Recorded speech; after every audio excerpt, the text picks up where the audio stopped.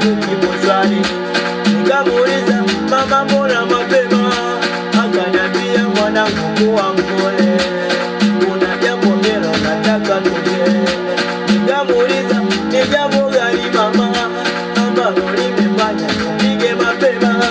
Akaniambia mwanangu, jambo la siri, tena yote ya watu wawili.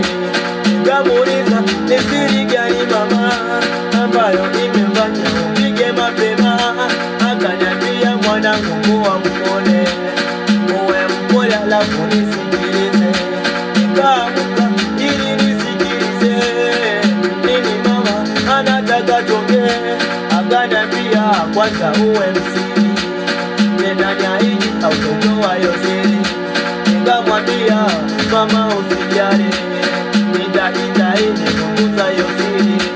Oya mama mkwe, we mama mkwe, kaka mama mkwe ameutaka. Mama mkwe, we mama mkwe, yani mama mkwe ameipata. Mama mkwe, oya mama mkwe, we mama mkwe, sikia, si unajua nili nakupenda, nilishika kwambia toka mapema. Mama rudia tena, sijasikia nini umesema. Akaniambia si unajua nakupenda, nilishika kukwambia toka mapema.